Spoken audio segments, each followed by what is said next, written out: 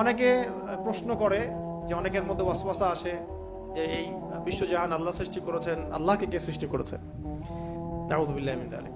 নবী সাল্লাল্লাহু আলাইহি ওয়াসাল্লাম বলেছেন, যখনই এমন কোনো চিন্তা আসবে, এই চিন্তা শয়তান ঢুকিয়ে দেয়, যখনই এমন কোনো চিন্তা আসবে সেজন্য পরে আউযু বিল্লাহি মিনাশ শাইতানির রাজিম, এবং ঈমান পাকাপোক্ত করার জন্য যেন পরে আমানতু বিল্লাহি ওয়া রুসুলিহি, আমানতু বিল্লাহি ওয়া রুসুলিহি, রুসুলিহি বহুবচন, আমানতু বিল্লাহি ওয়া রুসুলিহি।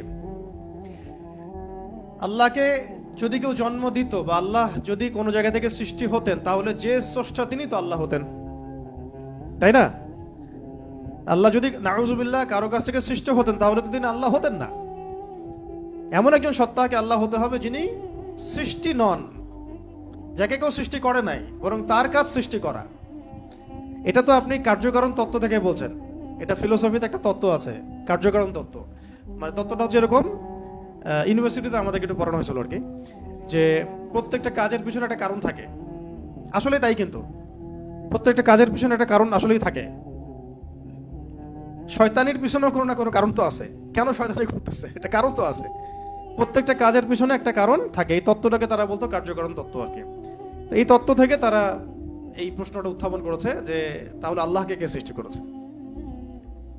ঠিক আছে, এখানে এই তত্ত্বটা নিজেই তার দোষে ত্রুটিযুক্ত আর কি। আল্লাহকে যদি কেউ সৃষ্টি করে তাহলে তো সে আল্লাহ হবে, তাকে কেউ সৃষ্টি করলে সে আল্লাহ হবে, তাকে কেউ সৃষ্টি করলে সে আল্লাহ হবে। এইভাবে আপনি কোথায় গিয়ে শেষ করবেন?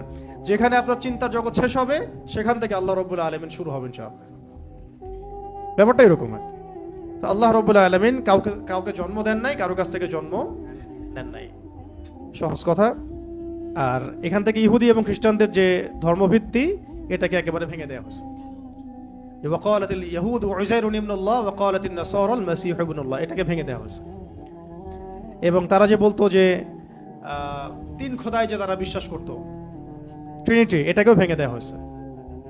ঠিক আছে, আবার মুশরিকদের ভিত্তিটা আগেই ভেঙে দেওয়া হয়েছে।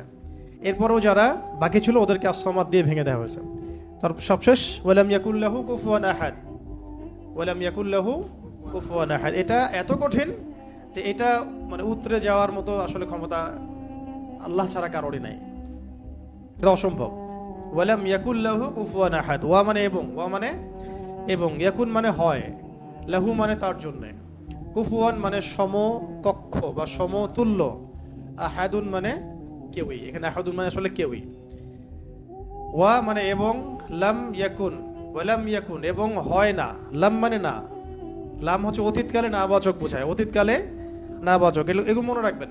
ওয়া মানে এবং, ওয়াবের দুটো অর্থ হয় আল কোরআনে, কখনো কখনো শপথ বা কসম অর্থে আসে, কখনো কখনো এবং অর্থে আসে। যেমন ওয়া তিন ফলের কসম, ওয়াল আসরি সময়ের কসম। আর এখানে ওয়া জবর মানে হচ্ছে এবং, ওয়ালাম লাম হচ্ছে অতীতকালে নাবাচক, অতীতকালে নাবাচক।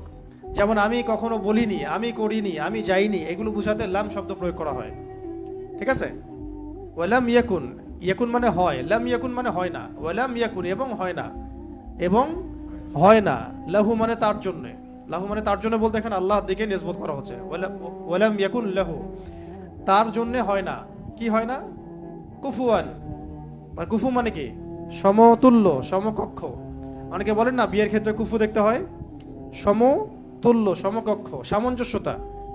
আহাদ কেউই, মানে তার সমতুল্য সমকক্ষ কেউ নাই, তার সমতুল্য সমকক্ষ কেউ নাই। এটা হচ্ছে আরো কঠিন, কারণ একজন ধরেন আহাদ উতরে আসলো, সমাদে গিয়ে শেষ হয়ে গেল। কেউ হয়তো বলছে লাম ইয়ালিদ ওয়া লাম ইউলাদ, এটাকে কোনোভাবে ব্যাখ্যা করছে, ধরেন কোনোভাবে উল্টাপাল্টা ব্যাখ্যা করছে, কিন্তু শেষে গিয়ে এসে কিন্তু আর পারবে না। ওয়ালাম ইয়াকুল্লাহু কুফুয়ান আহাদ, তার সমতুল্য কিছুই নাই। ধরেন আপনি বললেন যে এই মূর্তিটা নাউযুবিল্লাহ একটা দেবতা, কেউ বললো হয় কোনো মুশরিক, তাহলে এই মূর্তি একটা না, এই মূর্তি আরো অনেক আছে, সামঞ্জস্য আছে। কেউ যদি বলে এই নক্ষত্রটা তার ইলাহ, নাউযুবিল্লাহ, এই নক্ষত্র একটা না, তার সামঞ্জস্য আরো আছে, সিমিলারিটিস আছে আর কি। ঠিক আছে, কেউ বললো যে অমুক নবীর সন্তান আল্লাহর পুত্র, নাউযুবিল্লাহ, এই নবীর সন্তান একজন না, আরো বহু নবী আছে তাদের সন্তান হয়েছে। এইরকমই ওয়ালাম ইয়াকুল্লাহু কুফুয়ান আহাদ হচ্ছে এমন একজন সত্তাকে আল্লাহ হতে হবে যার সাদৃশ্য কিছু নাই। লাইসা লাইসা কামিথলিহি শাই, তার সমতুল্য, তার মতো কিছু নাই। অনেকে আল্লাহ পাকের এই যে হাত, আল্লাহ পাকের চেহারা, আল্লাহর হাসি, আল্লাহর ক্রোধ, এগুলোকে ব্যাখ্যা করতে গিয়ে আকীদার ক্ষেত্রে এমন এমন কিছু ব্যাখ্যা করেছে যেখানে আল্লাহ পাককে মাখলুকের সাথে সাদৃশ্য করে দেওয়া হয়েছে। এবং তারা আবার বলছে এটাই নাকি আহলুস সুন্নাহ ওয়াল জামাআর আকীদা। এটা একটা বাজে বিষয়, এটা একটা বাজে কথা। আল্লাহ রাব্বুল আলামিনের জাত এবং সিফত সম্পর্কে আমরা ইনশাআল্লাহ আরেকদিন বিস্তারিত কথা বলবো, ঠিক আছে? এতটুকু বলছি এখন যে আল্লাহ আল্লাহই, তার মতো কোনো কিছুই নাই। যেখানে আল্লাহ পাক বলেছেন তার চেহারা, এটা চেহারার অর্থ ইশারা কি সেটা আল্লাহ পাক জানেন। ওটা আমি যদি এখন মনে করতে যাই যে এটা এরকম চেহারা, চোখ নাক মুখ কানওয়ালা, তো এটা শিরক হয়ে যাবে তো আর কি। আল্লাহ পাক কোনো মাখলুকের সাদৃশ্য না, ওয়ালাম ইয়াকুল লাহু কুফুয়ান আহাদ, লাইসা কামিথলিহি শাই, তার মতো আর কিছু নাই, ঠিক আছে? তো আল্লাহকে কোনোভাবেই এইরকম কোনো ব্যাখ্যার মধ্যে আনা যাবে না। যেমন অনেকে বলেন না যে আল্লাহ পাক কোথায় আছে। তো এখন আপনি প্রশ্ন করলেন যে আল্লাহ রাব্বুল আলামিন কোথায় আছে, কেউ বলছে আরশের উপরে আছে। আরশের, তো আল্লাহ পাকের ক্ষেত্রে এমন দিক সাব্যস্ত করা যাবে না, উপরে নিচে ডানে বামে, এভাবে না। এটা ইস্তাওয়ার অর্থ কি, সেটা আল্লাহ পাক যেভাবে বলেছেন ওইটুকুতে চুপ থাকা আর কি, ব্যাখ্যা করতে না যাওয়া আর কি, ব্যাখ্যা করতে না যাওয়া।